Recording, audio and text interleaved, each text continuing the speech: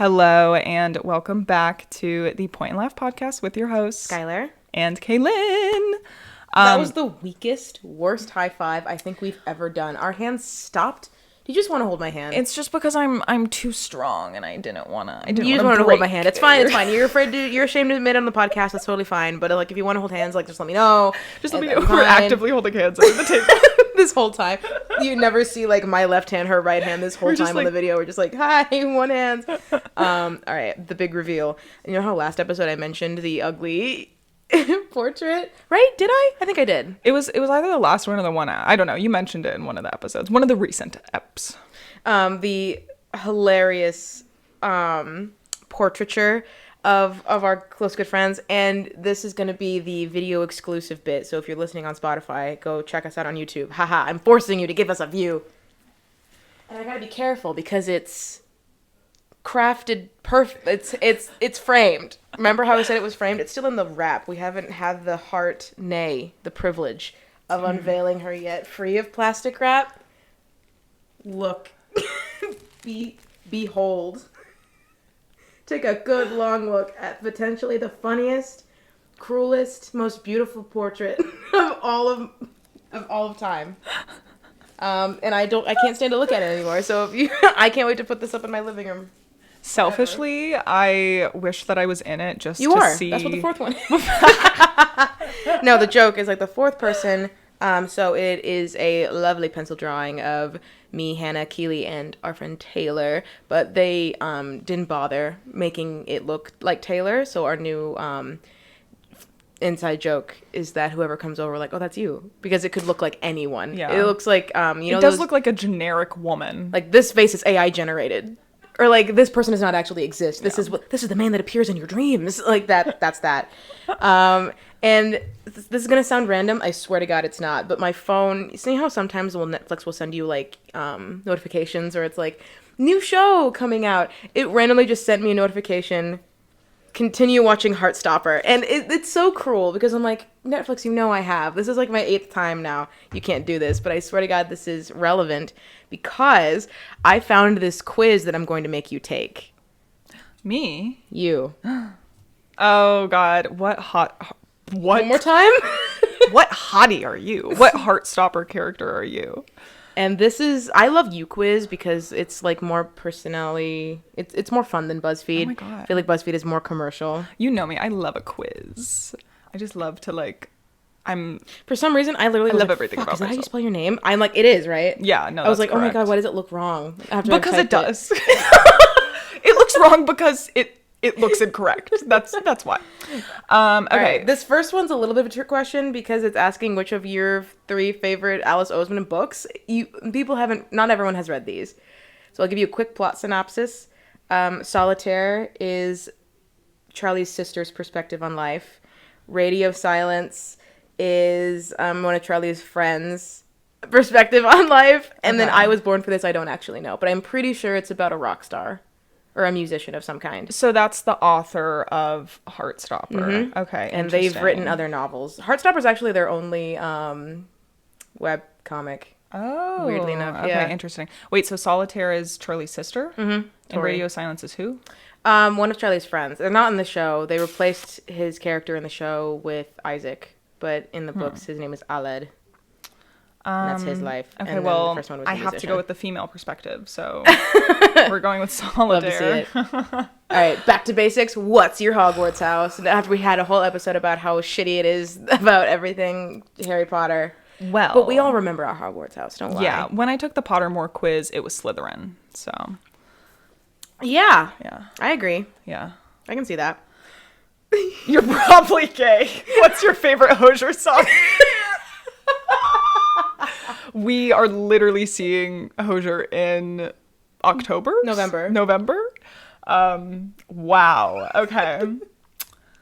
Oh my God. Okay. Well, it doesn't even have my favorite song on here. Right. Options. I have to do From Eden. Mm-hmm. Such a good one. Good choice. They're all like not a single bad choice. New... Okay. Right? From Eden. That was my instinctual choice, so I have to stick with it. That was your heart's choice. Is the monarchy valid? No. I'm gonna say no. Good choice. I did the same thing. Vine. Thoughts? And then here are some vines that you can choose from. The first one. Okay. I'm going to read off all the options. Yes, please. On all levels except physical, I am a wolf. Yep. I don't relate to that one. So no head? What up? I'm Jared. I'm 19 and I never fucking learned how to read. Stop. I could have dropped my croissant. Is there anything better than pussy? Yes. A really good book. Oh, hi. Thanks for checking in. I'm still a piece of garbage. Oh my God. That was like good. That was dissonant. Don't lie. But like in a cool way. Road work ahead? Yeah, I sure hope it does. Okay, I love Drew Gooden, so that one might have to be. I want to see my little boy. Here he comes. I want to see my little boy. I think I have to go with I want to see my little boy, because that's me every time Twinkle like graces me with his presence. I'm like, my little boy. Okay, cats or dogs? Cats, obvi. Let's think about this one. What are you doing during quarantine? Laying on the ground contemplating your meaningless existence that has now been bombarded with a stressful interruption in your life. Pause. Binging every TV show you can get your hands on. Impulsively cutting / dyeing your hair. Baking. Smiley face. Cleaning your room. Smiley face. Not washing your goddamn hands. Couldn't be me. No. Okay, this is a slight tangent, but this is going to put you on the spot a little bit. Oh. Do you wash your hands after every single time you go to the bathroom? It doesn't matter if you pee, if you, like, it doesn't matter what you're doing. Do you wash your hands okay. Thank God. Not everyone does. Some people think that you don't have to wash your hands after you pee. And here's the thing. I don't give a fuck if you didn't even touch anything, if you're like, but it doesn't even matter. It is an opportunity to wash your hands throughout the day. Just do it. Like, I just don't understand. I honestly, like, and there are times when I'm just like, I don't really feel like it. Like, I didn't even really do anything. But there are other times, but I do it every time because especially in the public bathroom, like, I don't want the person next to me to think I'm dirty. And they'll know. No, that's a true, like, shock when people in public restrooms, like, I see them walk out of the stall and just leave. And I'm like, like, you at least have peer pressure, like, especially men. I'm like, you're holding the penis in your hands. At least, like, performatively, like, wash your hands. Yeah, like, you know, let the water run. Don't let it touch your hands. Waste the soap. Take a paper towel for fun. Like, you know.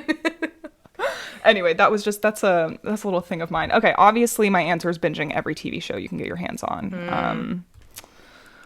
Fuck you. Pick another Hozier song. Oh my God. They knew. I love this quiz so much. Okay. In the Woods Somewhere.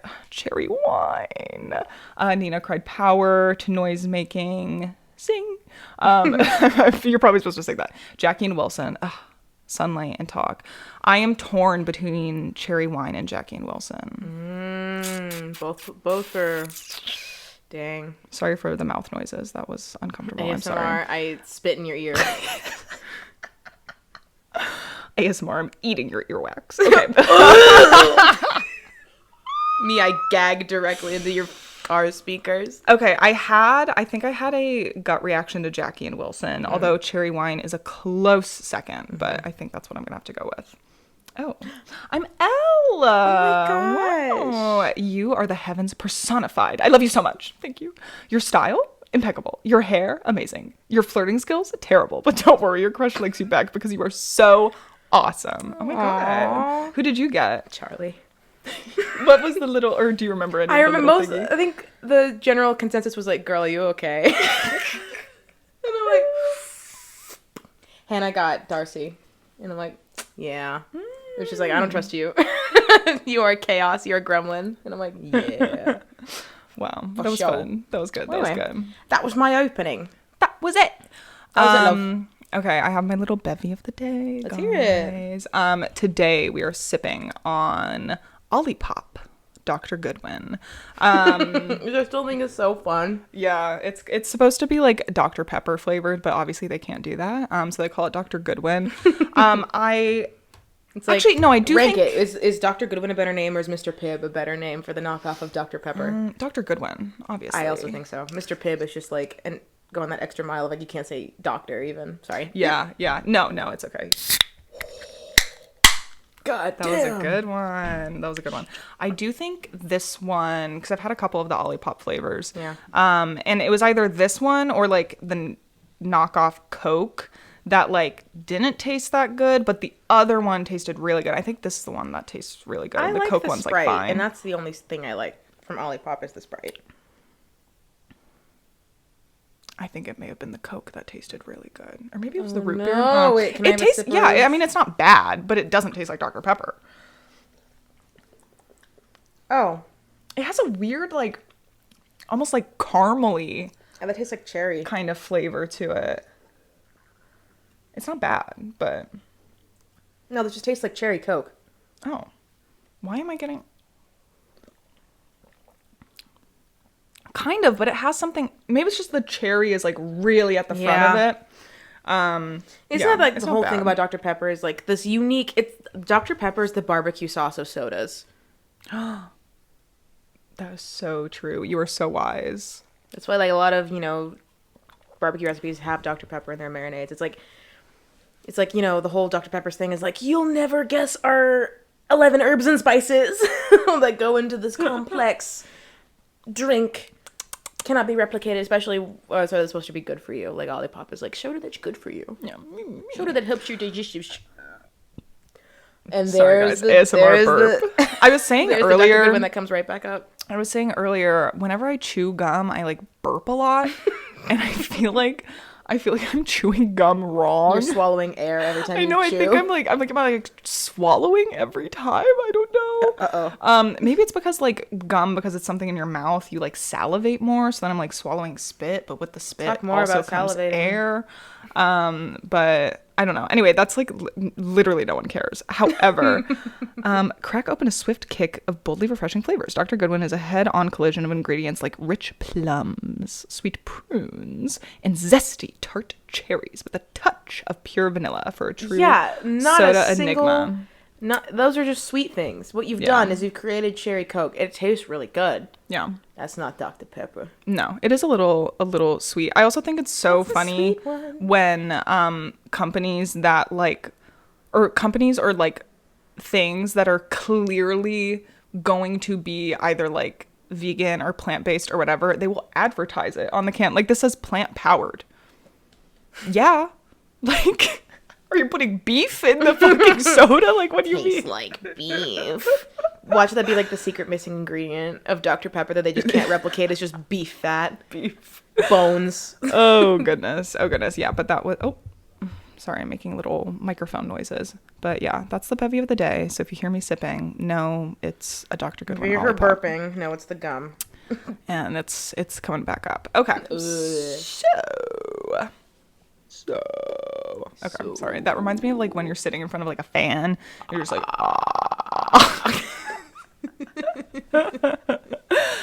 today we are talking about the it girl. Me. And just kind of like the concept. Well, I'm not going to explain because you're going to listen. And you're going to like it. That was very demanding of me. I'm so sorry. Ooh, more demanding. What is your like thoughts on the idea or the concept of the it girl? Who are it girls to you? What does being an it girl mean to you? I feel like I'm writing a college essay. Webster's dictionary defines the it girl, but here's what I describe it as. No, for me, when I hear like, oh my gosh, this is like the song of the, like when I hear of the it girl, all I see is like, this is a commercial. Like, I feel like people only use the term it girls to market me something, either like a makeup or a style or a beverage or something. It's just like commercialism where it's like, don't you want to be like the girl? And like, it's just so vaguely left undefined because companies are like, no, you don't need to know what it is. It's just like the best version of you. You're the it girl. It girls have, you know, this, and this is our product. It doesn't matter what it is. It doesn't matter what, like if it's a car, if it's a type of car, the accessories.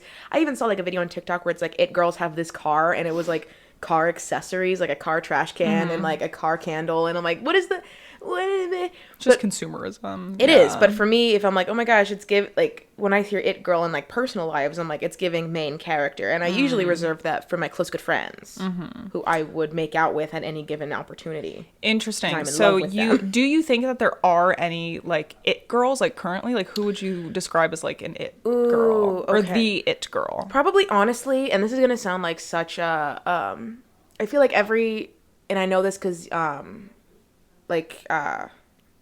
documentaries and stuff, but like every decade has an it girl.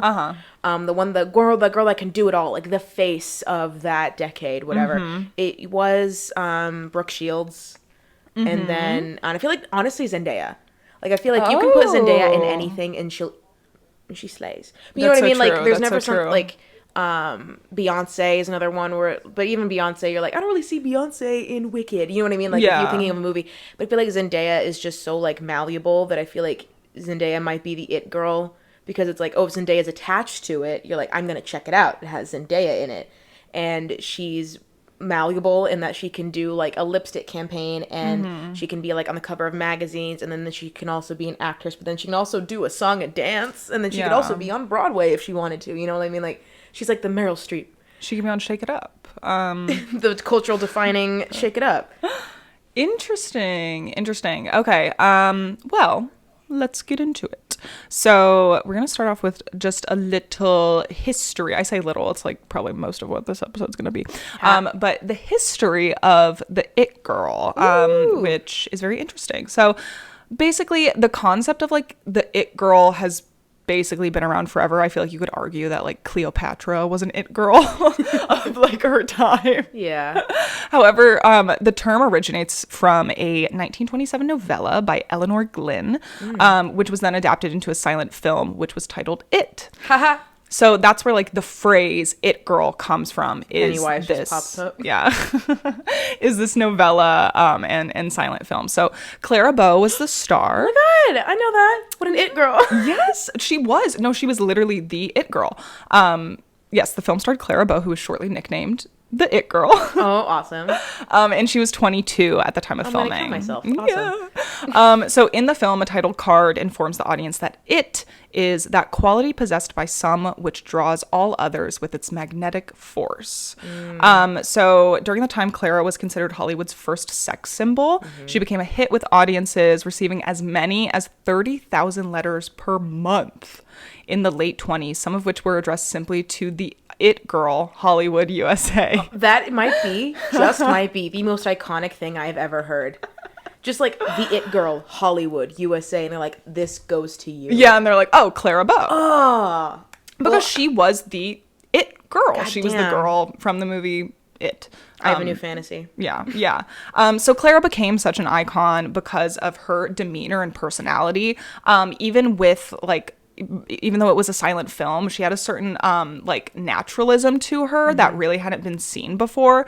And this made her a hit with working class audiences because she was like more relatable and real, whereas a lot of the other actors seemed much more like on a pedestal and a little bit more robotic in the way that they act.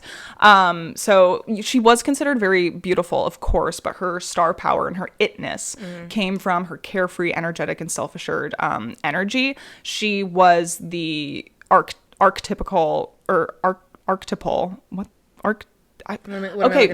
I looked up the guys. I think I'm an idiot. Archetypal because I looked up the word archetypical, and I feel like I've been saying this for much of my life. It's not a word.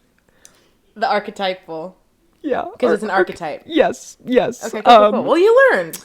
I did. I learned something new. The archetypal modern woman. She had short hair, short skirts, and brazen confidence. So her acting career only lasted like 6 years. She starred in her final film in 1933 at the age of 28. Her stardom was interrupted by the Great Depression, unfortunately. So like all of the things that she was once loved for was kind of frowned upon during that time because she was very known for like living in the moment. And that made her an idol in the roaring 20s. But of course, during the Great Depression, like that wasn't really the priority of the time. She was attacked by tabloids as a symbol of the immoral entertainment industry. executives were trying to exploit her as much as possible. Gossip magazines were writing horrible lies about her, and she had to deal with that all on her own. So there's kind of a myth going around where she was like iced out of Hollywood because she couldn't transition effectively from silent films to talkies. Oh. But that's not true. She actually chose to leave Hollywood herself because that was like, there was just way too much pressure for her, and she was dealing with psychiatric illness at the time, which unfortunately she dealt with her entire life. Isn't that also just like, that goes hand in hand with the it girl phenomenon in general, is like, you are the it girl, and then suddenly we're like, and you know what, and I'm tired of you, actually. Yeah, and suddenly you're not. Yeah, suddenly at the right age of 28, everyone hates you because you're an old hag. In general, like, even like you see this in like microcosm celebrity circles where like everyone like loves you, and then one day like Twitter or TikTok or someone just decides that you suck. It's being womaned. Yeah. It's like that's literally what that phrase is for, is like, especially as women in media, like, you are put on such a high pedestal and like everyone loves you, and then one day it's just like, oh no, actually she's really fucking annoying and sucks. I also thought that she was really annoying too. She's overrated, everyone. And I was like, you're right, she is overrated and I hate her. So unfortunately that kind of happened to her, but she retired to Nevada with her husband to a cattle ranch. And she did unfortunately battle psychiatric illness until she died at the age of 60. Dying at 60 is not bad. No, that's not bad. 30. Oh God, help me do math. Well, she was 28 in 1933. She was 28, so that would have been like what, 1962. Is that math? No, oh my God, that's not it. 1960 something. Sorry, guys. Oh, there we go. I mean, that's not too shabby. No. So when she disappeared, the phrase kind of went with her. It rarely appeared in print during the next several decades. It did a couple of times in the New York Times crosswords in the 50s and 60s, but the clues specifically referred to Clara Bow. So it wasn't used as this term to describe like a specific type of woman. It was used to describe Clara Bow. So the paper record didn't untie it from Bow until the late 70s, when it was finally used to describe Diana Ross. Ooh, okay. Yeah, I can see it. I agree. I concur. So the modern iteration of it began with Andy Warhol in the 60s. And you might be like, whoa, because we just said that it didn't come about until the 70s. So this is more of the idea of what an it girl is, and not like the phrase it girl. So it began with Andy Warhol in the 60s. Some of his most notable, like, quote unquote muses were Edie Sedgwick and Baby Jane Holzer. Although they were never referred to specifically as it girls, they were called superstars and girls of the year. So they were what we would consider today like the it girls of the time. And kind of what you were saying earlier, like the it girl totally offers a reflection of the time. And although I wouldn't say there's an it girl of each decade, because unfortunately, as we said earlier, a lot of these ladies tend to be womaned, and their stint in like relevancy only lasts like 5 years typically.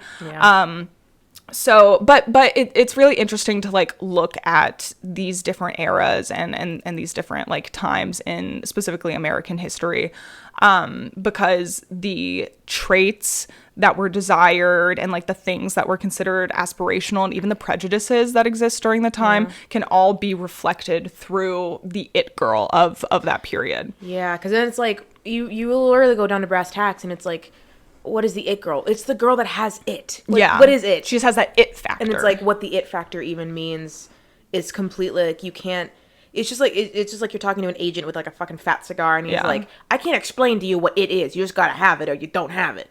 Yeah, it's like, what's that one quote with porn where it's like, you don't know, like, I know, you know it when you see it. Yeah. Do you know what I'm talking about?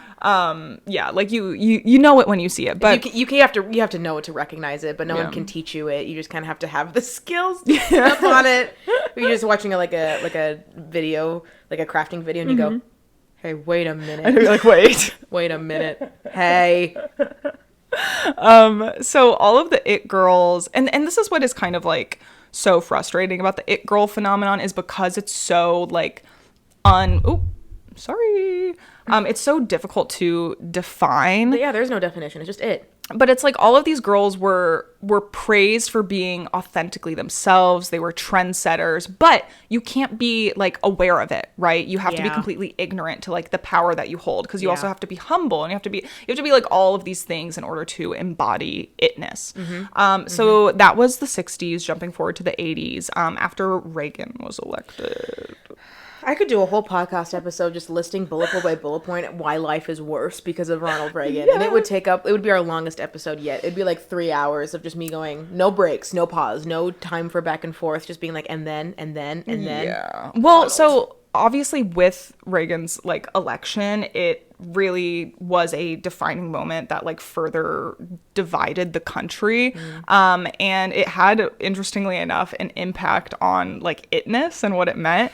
So itness kind of split into like an uptown scene of society women and then like the downtown scene of club goers. I also found it really interesting. So I basically got this whole idea because New York Magazine has their, I think it's called their yesteryear issue or something, and it's like all about it girls. And the phrase it girl is actually really often used specifically for New Yorkers and for New York women.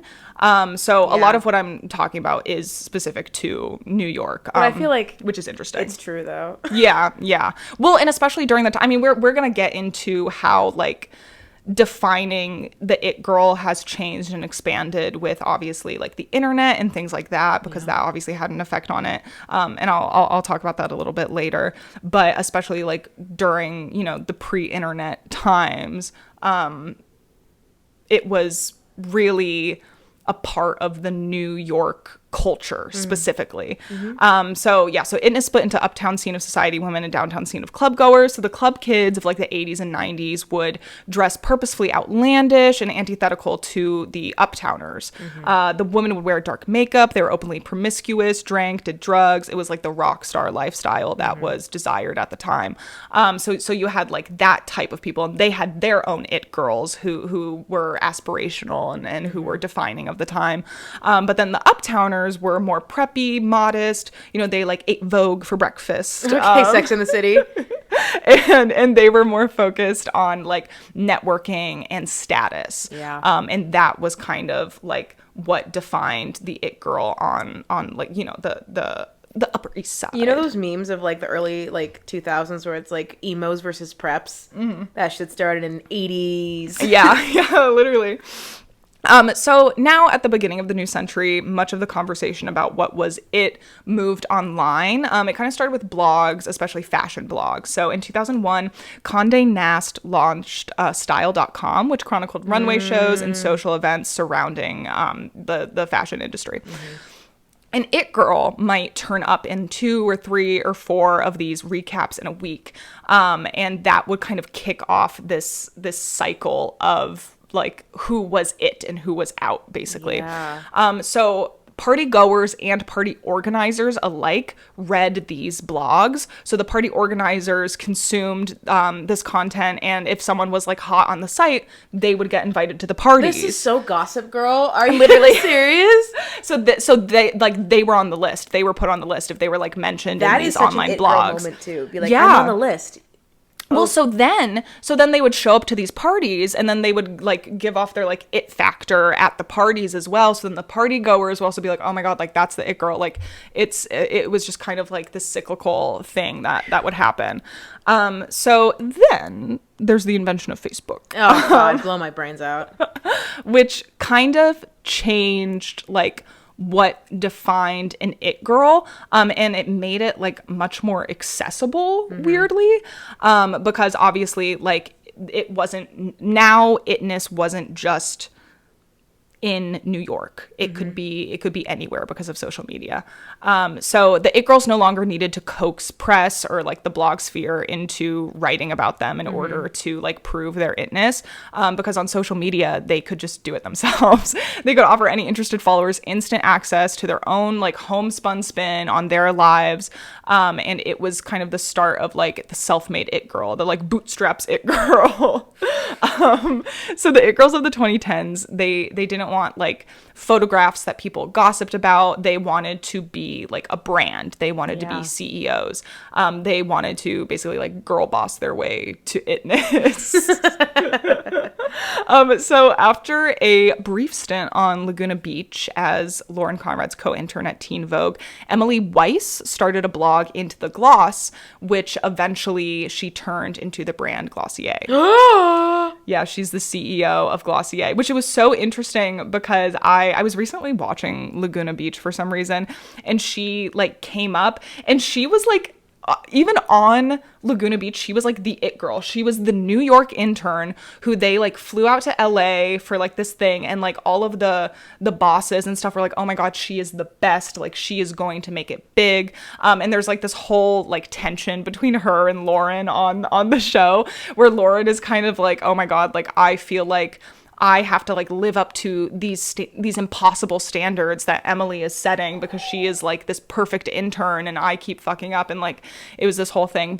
And then I like looked her up because I was like, where is this girl now? Like I bet she's doing big things, and she's the fucking CEO of Glossier. So, and the fact that she probably even named it Glossier because what was her first one, was Into the Gloss? Yeah, Into the Gloss. It was her blog, and so she was like, this is synergy, but I'd never heard of that. All I know is Glossier. Knowing that Glossier is the sequel to something, is well, because her blog was huge. Like that is why she was able to like start Glossier, is because she was making so much money off of her blog. I knew Glossier was a socialite business, only bitches with good skin. And she had so much like, I hate to use this term, but like online clout basically, where she was able to start this brand. So now you see women like using their moment of being it to achieve financial stability. So like Smart. Even when their itness unfortunately inevitably fades, they still have that stability. When I think of it girls of today's era, I immediately think of like Bella Hadid and Emma Chamberlain, just because I feel like they have that factor where they're like mysterious enough, like somehow they have like an alluring quality to them, but yet they still, like, you see interviews and you're like, oh my God, like she's just like me, blah, blah, blah. But they're also very like aspirational in that way.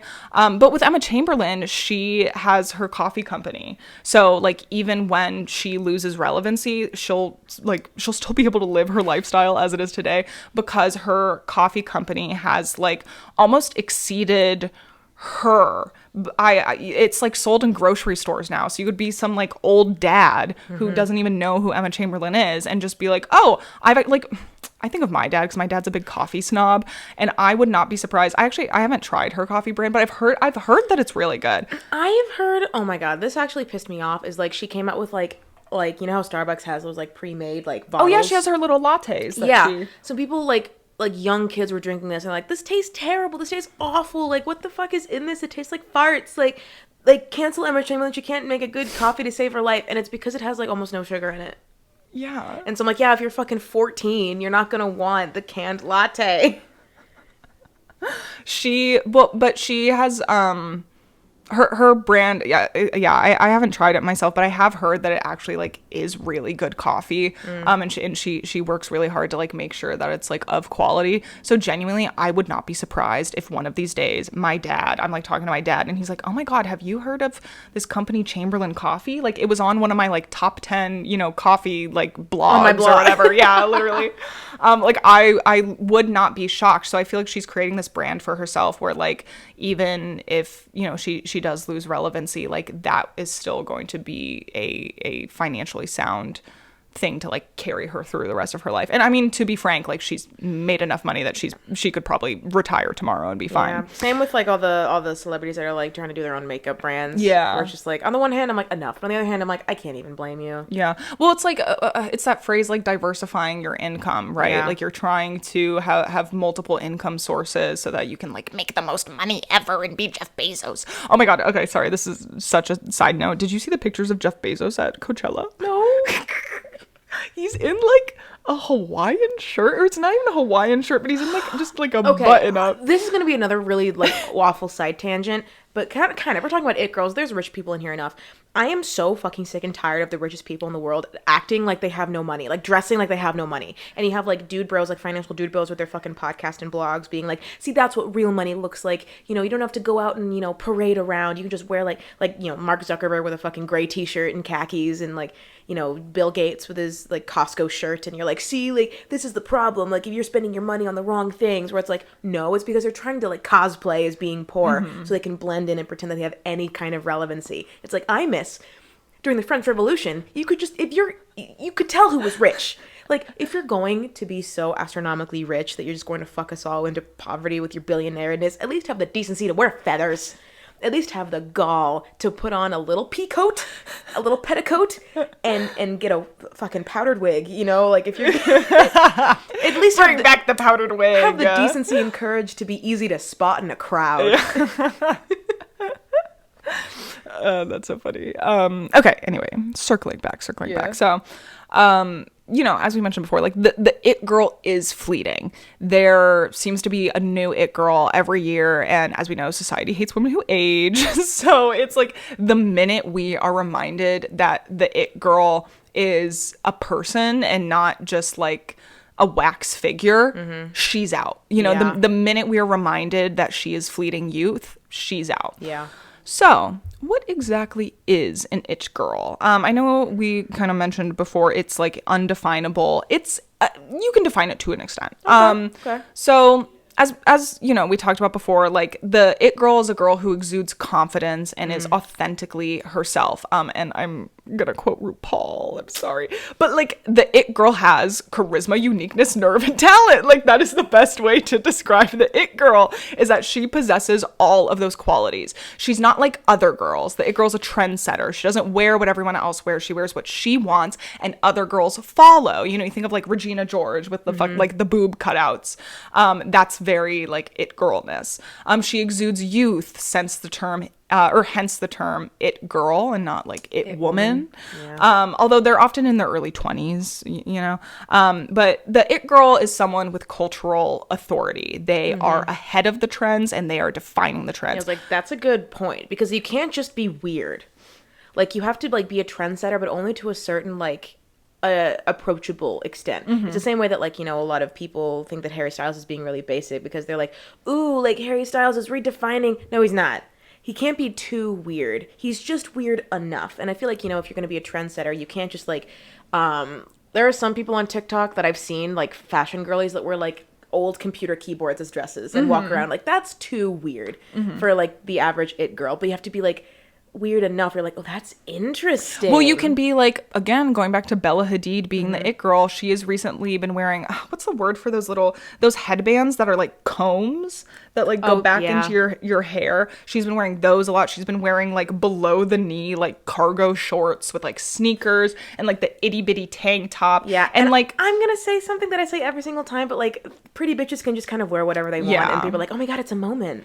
Exactly. Well, exactly. So it's like she can get away with wearing that, and everyone's going to look at that and be like, oh my gosh, like that's the next trend. Like that's what I need to wear. And even with Emma Chamberlain, like she has had some looks that I'm not the biggest fan of, but it's like, I mean, she's being creative. She's doing something new. She's doing something I haven't seen before. I'm like obsessed with her haircut right now. I'm an Emma Chamberlain stan. It's like how people treat Doja Cat right now. Where it's like she was edgy and now she's a little too edgy for people. And they're like, oh, now Doja Cat's fucking weird. Yeah. It's like, why? Because she shaved her head and is like being creative with her fucking makeup and the way that she, but like there's a teetering that you have to go to where it's like, oh, that's so new, and like, oh, that's too new. That's too much. So the it status is, and again, I read this really well.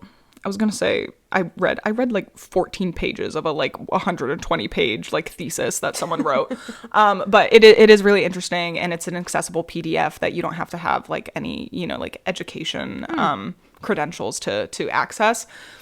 So I'm gonna, you know, obviously link all my articles and sources. And oh my god, sorry guys, the Dr. Goodwin, the Dr. Goodwin is biting me. But I'll have all of that in the show notes. But the anyway, the thesis that I read was really, really interesting because it brought up this point of how like the it status is linked to a woman's social class membership and her taste. But it's not that she has good taste. It's that she has competing modes of good and bad taste, which transgresses class in a way where she can like class pass and she can seamlessly move between classes and win the adoration of all. So it's like having that, like she's down to earth, but she's cool and she wears, you know, like thrifted clothes, and she wears things that you're like, oh, you know, I wouldn't I wouldn't see that on the rack and be like, oh my God, that's so cute, I have to have but it. When you wear it. Exactly. It's competing modes of good and bad taste, which I didn't even like think about. And I thought was a really interesting point. So the it girl signifies social mobility. She's down to earth and real enough that like working class people adore her, but she is upper class and she finds herself partying amongst the rich and privileged. She's like a little bit of everyone, yet completely unique and different. She has to be relatable enough that people want to be her friend while possessing aspirational qualities that makes everyone want to be her as well.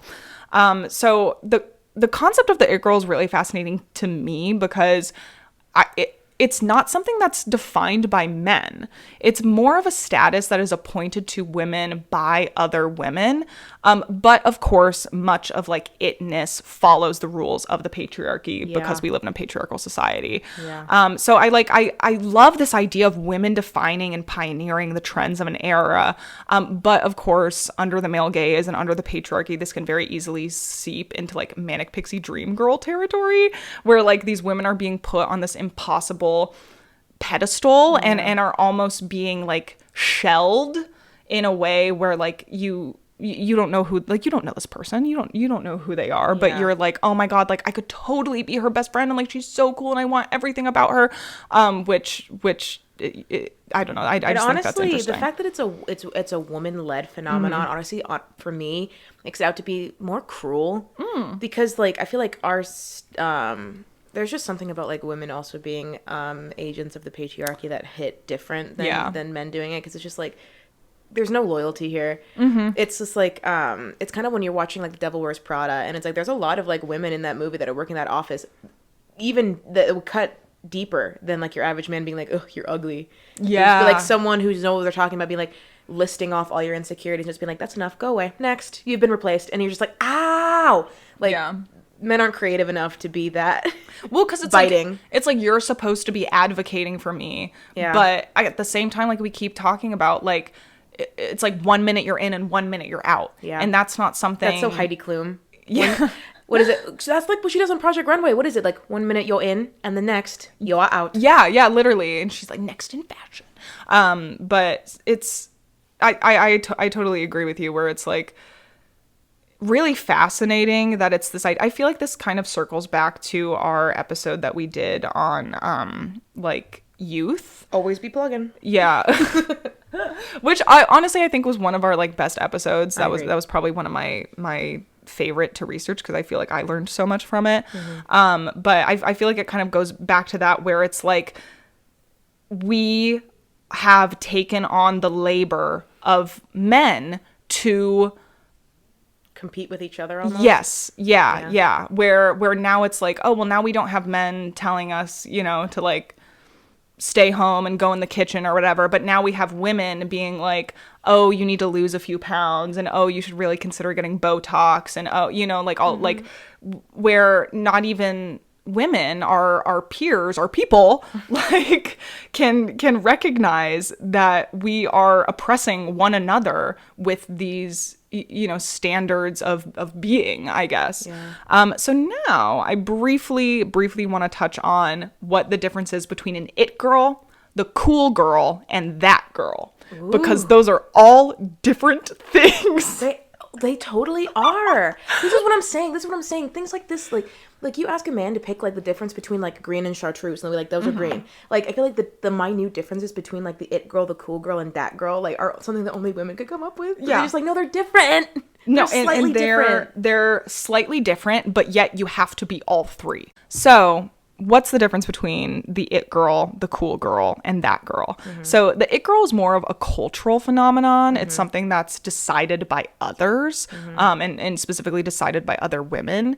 And the cool girl plays more into the male ideas of like the ideal woman. So I am going to play the God girl monologue. This monologue, I swear to God, like I've never, like every time I hear this speech, this exact speech, I can feel myself like flying. It's like it's so succinct and perfect. And even if you gave me like a pen and paper and told me to write down this exact like vibe for 1,000 years, I couldn't quite explain it as well as this one monologue explains it. It just like so perfectly encapsulates like female rage in the way that it's like, there's just so much pressure to be like the right type of woman and to perform in a specific way that is appealing, specifically with the cool girl monologue, like to men. But I'm just gonna play it. Yes. Cool girl. Men always use that, don't they? As their defining compliment. She's a cool girl. Cool girl is hot. Cool girl is game. Cool girl is fun. Cool girl never gets angry at her man. She only smiles in a chagrin-loving manner and then presents her mouth for fucking. She likes what he likes, so evidently, he's a vinyl hipster who loves fetish manga. If he likes girls gone wild, she's a mall babe who talks football and endures buffalo wings at Hooters. When I met Nick Dunn, I knew he wanted a cool girl. And for him, I'll admit, I was willing to try. I wax stripped my pussy raw. I drank canned beer watching Adam Sandler movies. I ate cold pizza and remained a size 2. I blew it, semi-regularly. I lived in the moment. I was fucking game. The urge to bite through concrete. But I mean, that's the cool girl. Like that is just like a perfect explanation of like what it means to be the cool girl. Like the cool girl is game. But yeah, like the main character is a guy in like a guy's guy movie, like the writer's poorly disguised hatred of women being like the mean bitchy one who always wears pink and is like and high heels, pops bubble gum loudly, and then you look over and there's like this other girl who's like working on like a car. Yeah. And he's like, "Do you want to go out to eat?" He's like, "I'd like a burger." And they're like, "Oh, really?" Oh, but meanwhile, she's still like a size 2. And she's like, "I don't wear makeup. I don't care about shit like that." But like, she has it on. And it's just like, it's whatever the love interest does in those movies that makes the guy go, "Wow, you're different." You know? Because like, it's so perfect down to without the trick of the cool girl is to be the perfect girl, but without giving away that you are trying. It's the invisible effortlessness. Yes. Yeah. Yeah. The cool girl is a guy's girl. She's one of the guys, but she's fuckable. She's laid back. She never nags. And she's so hot. She's so hot. But she isn't intentional with her appearance. Like, it's just like this impossible thing to reach. But yet it's what every man expects.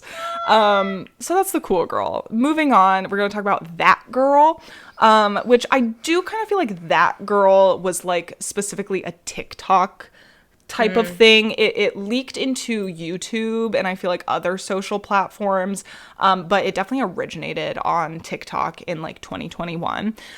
So if you don't know, that girl is the girl who wakes up at 6 a.m., cooks and eats a plant-based breakfast. She journals her thoughts in a bullet journal, works out in a coordinated set that costs $200. She drinks celery juice and lemon water. She's double fisting. She has a high-paying but stress-free job. So that way she still, has time for skincare, yoga, her perfect friend clique, her boyfriend. That girl is basically a girl with her life together. That girl is not a personality, but an embodiment of a very specific lifestyle. You watch these TikToks or YouTube videos of like that girl morning routine. Like it's very calculated in that way where they'll literally put that girl in the title. And sometimes they'll have like voiceovers, but a lot of times it's just like a montage of their morning routine with lo-fi hip hop beats to relax and study to, like as the score. So that girl is more of a specific lifestyle that is aspirational. Yeah. And it's one of those things that it's like, it's not necessarily effortless. Like, there's a lot of effort that goes into it, but it is something that looks like they're doing it with ease. You know, like, it's not like they're doing this incredibly difficult cardio exercise where they're like dripping in sweat. Yeah. It's like they do their little Pilates and then they take off, you know, their free people like one piece and take a shower, and they juice their, you know, their green juice in their spotless white kitchen, and like it's a very specific aspirational lifestyle. And I feel like that girl, more than the it girl and the cool girl, really boils down to consumerism. Yeah. And I feel like a lot of those, or not, I feel like a lot of those girls who do the like that girl morning routine on TikTok or whatever, they're the girls who have like the Amazon links. They're like, oh, you want my workout set? Go to my link on my storefront. Yeah, my Amazon storefront, and you can buy it off there. They have like the Stanley mug. It's very much about not just what you're doing with your time, but also the products that you are using, which that I just the fact that like all of these things are so different is like so crazy. Yeah, I watch that girl content the same way I think a lot of men watch like superhero movies, where it's wish fulfillment at that point. It's just to be like, oh, to live that life, but like that's not a life. That doesn't exist. But like you can just kind of imagine a little fantasy where you're like, that is what my kitchen looks like, and that is how I work out. That is what my house looks like, and that is what I eat, and that is how I shower. Must be nice. Anyway, down to actual, and then you look over like the stack of bills on your kitchen table, and you're like, beans it is. Beans it is. So as women, as I kind of mentioned before, like we're constantly pressured to be all of these things at once. You have to be, you have to have the personality and the effortlessness of the it girl, while also having the male desirability of the cool girl, but maintaining the lifestyle of that girl. And it's like, can I just be a fucking person, maybe? I'm about to have the lifestyle of bullet in brain. That sounds so exhausting. Like, can I just be a person? I mean, like, the only good, here's the thing, because like, comparatively, like you said, if you wanted to be the it girl, I mean, that sounds like a lot of effort, but really only got like 6 years before you expire, and you're just considered like old spoiled milk in the eyes of the populace. So you can do 6 years, but like you're kind of expected to be the cool girl for like the rest of your life. Especially like if you like nag a romantic partner by being the cool girl, they kind of are expecting you to be that forever. I mean, then they're like, oh, you're old. My secretary, on the other hand, is not, and that's like the plot of Gone Girl. Yeah. But it's just like, and then, you know, that girl is just kind of like, how long are we expected to do that? At least with the it girl, there was this understanding that, like, you gotta live it up now. You gotta live in the moment, Clara Bow style, because you never know if tomorrow you even have that. Yeah. And then, like, cool girl and that girl, you're like, you're supposed to be that girl for the rest of your life. And it's like, when am I allowed to deteriorate? When am I allowed to grovel, like, to go full gremlin?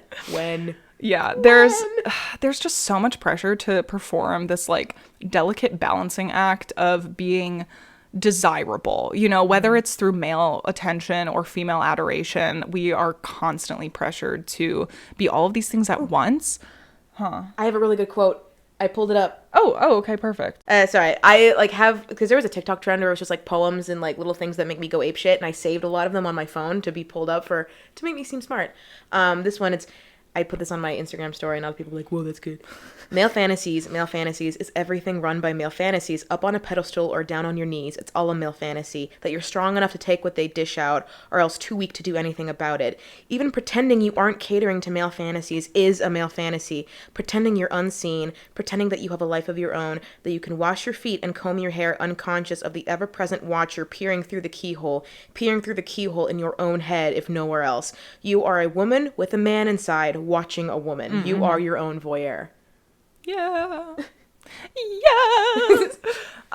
Yeah, you have to be beautiful but effortless, because if you're wearing too much makeup or you're trying too hard and you're desperate, you want to be outgoing and approachable, but yes, you also want to be mysterious and intriguing. You want to be spontaneous, but you have to be prepared, because if someone invites you to go skinny dipping and your legs aren't shaved, you're fucked.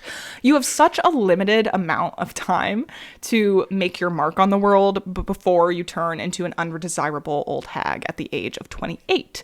And that's just girlhood. That's just being a woman. Isn't that girlhood, baby? Is that just girlhood in a nutshell? but yeah, that's kind of all I have for the it girl.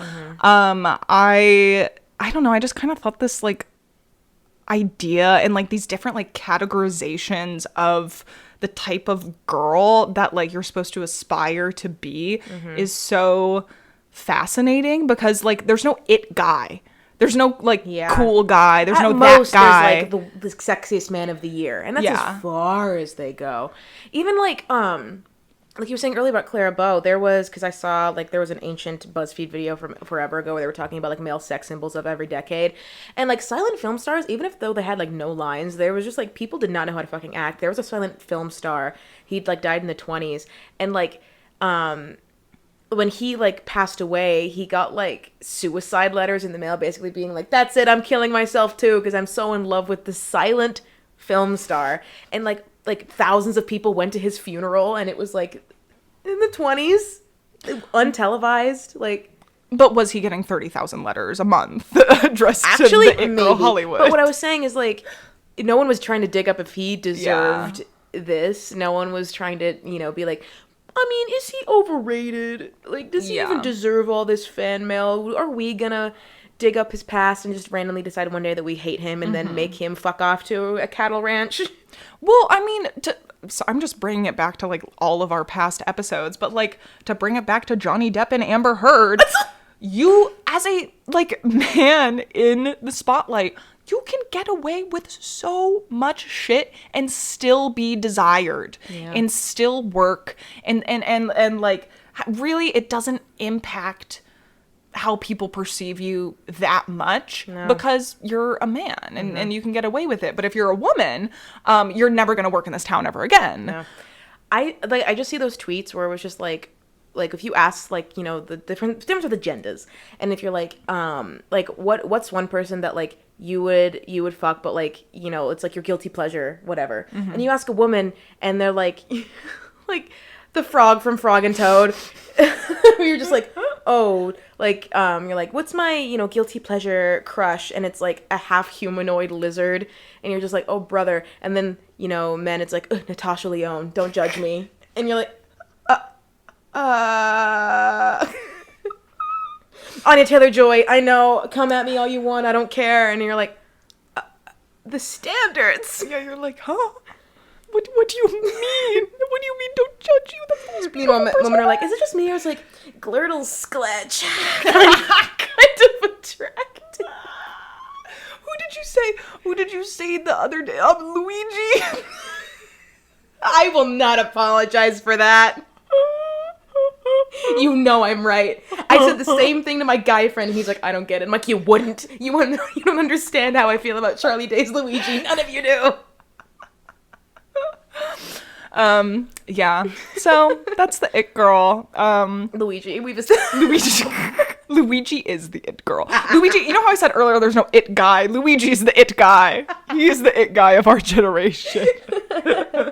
Charlie Day's Luigi. Specifically. Thank you guys so much for listening. We are available on Spotify, Apple Podcasts, and YouTube. Make sure to check out the YouTube video if you wanted to see the amazing portraiture that Skyler paid money for. A lot of money for. Money's fake. Who knows anything? Yeah. Thanks for listening. Bye.